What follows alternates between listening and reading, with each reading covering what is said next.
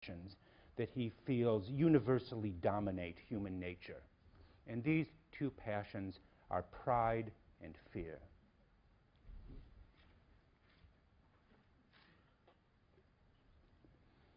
Pride and fear, these are the Hobbesian equivalents of the two great, what Machiavelli called humors, you remember, the two humors of the two great social classes, the desires of the rich and powerful, as it were, to rule over others, and the desire of the weak not to be ruled. Machiavelli called those the two humori, the two humors, and Hobbes similarly works with a kind of model. He's a great political psychologist.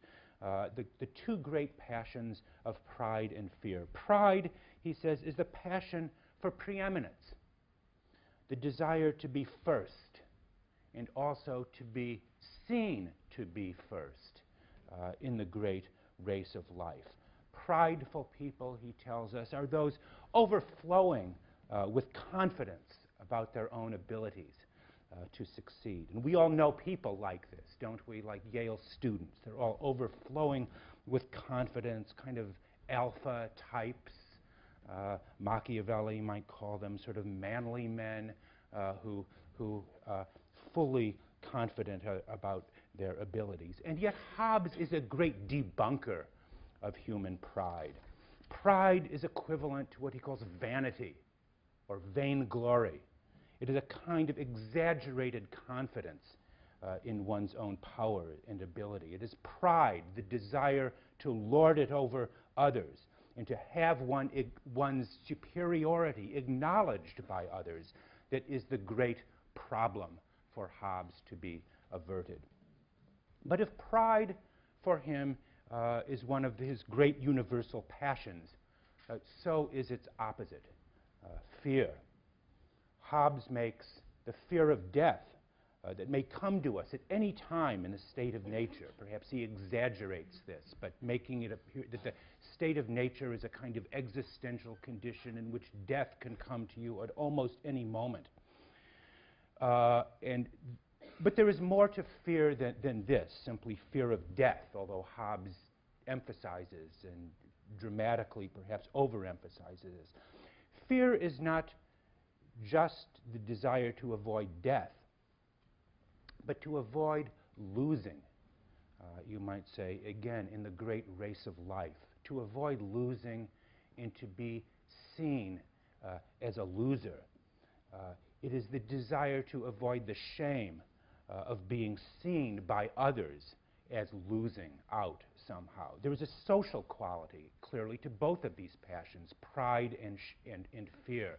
One, again, the desire to have one's preeminence esteemed by others. Fear, the desire to avoid shame and dishonor. How we are seen by others is a crucial, cardinal part of Hobbes's moral psychology. And each of us, he says, these do not simply represent two classes of individuals, two classes of persons. Each of us contains these two warring, you might say, elements within us, both self-assertion and fear of the consequence of self-assertion. The question is for Hobbes, how do we tame these passions?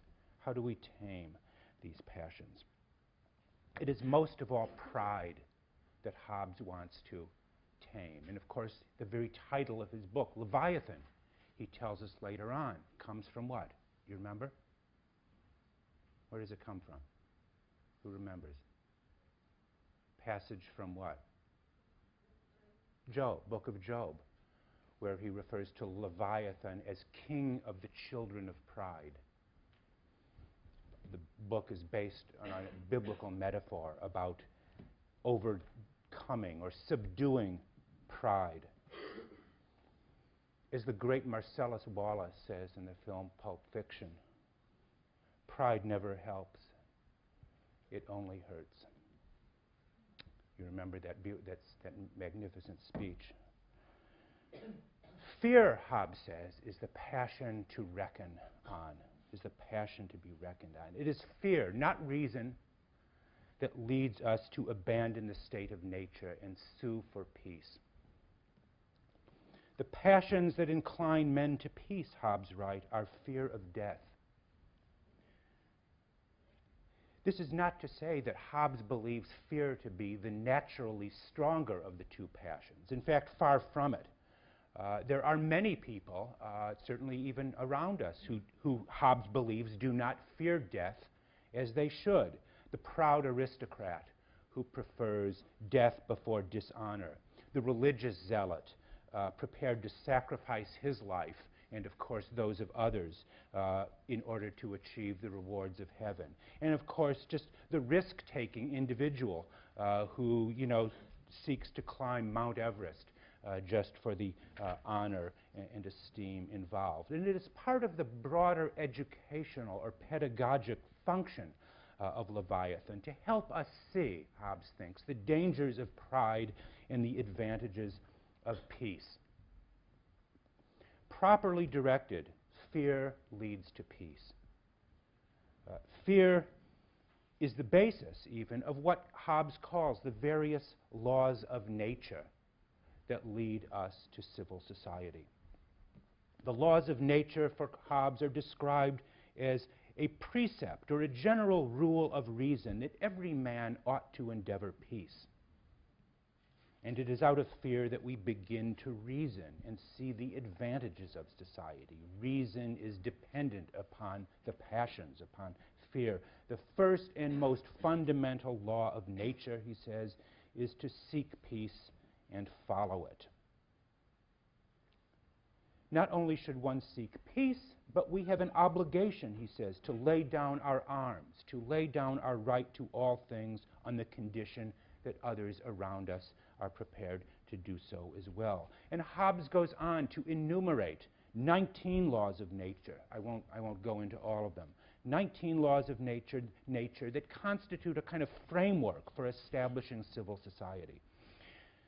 These laws he even compares as his equivalent of the golden rule, which he states in the negative. Do not do unto others what you would not have them do unto you. Here is Hobbes' rewriting of the golden rule in terms of these laws of nature.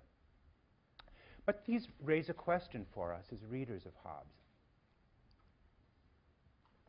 Right? Don't they? What is the status of the laws of nature? What is the moral status, if any, of these laws? Hobbes, as we see, sometimes writes as a sort of scientist or proto-scientist for whom nature, and one supposes the laws of nature, operate with the same kind of necessity as the laws of physical attraction. That's how he often writes about human behavior, that we obey the same laws of physical attraction as do any other bodies that we might choose to describe. They describe how bodies in motion always and necessarily behave, these laws of nature. And yet, at the same time, Hobbes writes as a moralist for whom the laws of nature he calls precepts of reason, or general rules according to which we are forbidden to do anything destructive of life. In this sense, the laws of nature, as he describes them, appear to be moral laws with moral commands. Commands you not to do anything that is destructive of life, your own or that of others.